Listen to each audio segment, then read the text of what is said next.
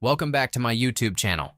In this tutorial, I will walk you through the complete process of installing Flutter on Windows and setting up everything required to start developing Android applications. Visit Flutter's website by typing Flutter into your web browser. Then click on the first link, which will take you to Flutter homepage. Click on Get Started. Select the Windows option for Flutter installation since we're working on a Windows machine. Once we've done that, we'll proceed to choose Android as our target platform because our goal is to build Android applications using Flutter. After selecting Android, you'll notice a section detailing the hardware requirements for Flutter. It's crucial to ensure that your device meets these specifications to avoid any issues during the installation or development process. Once you've confirmed that your system is compatible, we can move on to the software requirements, specifically the installation of the Flutter SDK. The Flutter SDK is the core component that allows us to develop applications using Flutter. To install it, simply click on the download button provided on the Flutter website. As the download begins, you'll see a pop-up in your download history indicating the progress. Once the download is complete, we can proceed to the next step. The downloaded file is typically a zip file, so we'll need to extract it. But before we do that, it's a good practice to create a dedicated directory to store the Flutter SDK. This helps keep your development environment organized. Inside this directory, create another folder specifically for the source files. This is where we'll extract the contents of the zip file. After creating the necessary folders, navigate to the location where the zip file was downloaded and extract it into the source folder we just created. Once the extraction is complete, we'll navigate back to the Flutter directory and then into the bin folder. This is where the Flutter command line tools are located. To verify that Flutter has been installed correctly, we'll open the command prompt in this directory. You can do this by typing CMD in the address bar and pressing enter. Once the command prompt is open, run the command Flutter Doctor. This command checks your environment and displays a report of the status of your Flutter installation. When you run Flutter Doctor, you'll see a welcome message along with some documentation about Flutter. The command will also check for any missing dependencies or requirements. At this stage, you might notice that while Flutter itself is installed, there are still some missing components. For example, you'll likely need to install Android Studio, which is the official integrated development environment, IDE, for Android development. Android Studio comes with a suite of tools that are essential for building Android apps, including the Android SDK, emulators, and more. Before we proceed with installing Android Studio, let's address an important step: adding the Flutter SDK to your system's environment variables. This is necessary to ensure that the Flutter commands are recognized globally on your system, not just within the bin directory. To do this, copy the path to the bin directory, open the environment variable settings on your computer, and add the path to the path variable. Once this is done, close and reopen the command prompt and run Flutter Doctor again. This time, the command should work from any directory, confirming that the Flutter SDK has been successfully added to your system's path. Now, let's move on to installing Android Studio. Open your web browser and search for Install Android Studio. Navigate to the official Android Studio website and download the latest version. Once the download is complete, locate the setup file in your Downloads folder and run it to begin the installation process. Follow the on-screen instructions, granting necessary permissions and selecting the default options unless you have specific preferences.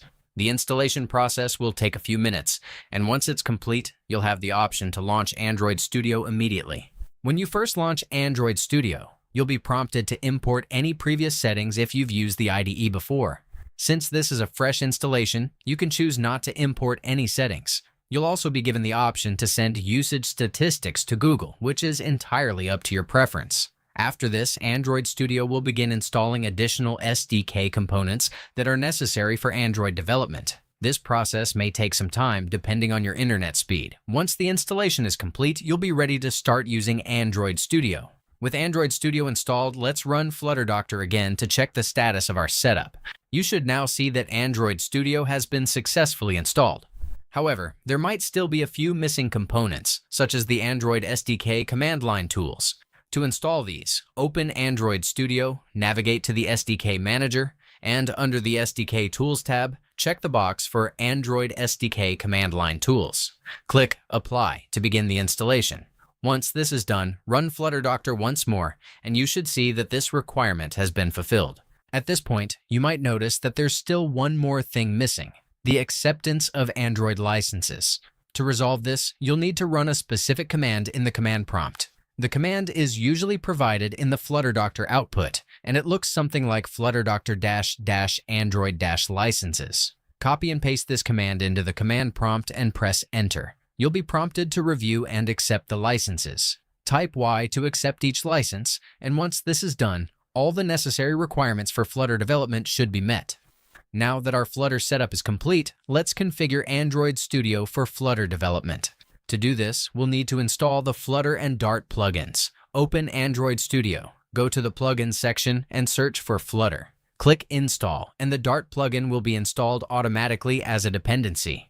Once the installation is complete, restart Android Studio to apply the changes. When Android Studio restarts, you'll notice a new Flutter icon in the toolbar, indicating that the Flutter plugin has been successfully installed. With the Flutter plugin installed, we can now create a new Flutter project. Click on the New Flutter Project option, and you'll be prompted to enter the path to the Flutter SDK. Navigate to the directory where you extracted the Flutter SDK earlier, and select it. Next, you'll need to provide some details about your project, such as the project name, location, and description. For this example, let's name the project Test App and save it in a directory called Projects on your E drive. Once you've entered all the necessary details, click Create, and Android Studio will generate a new Flutter project for you.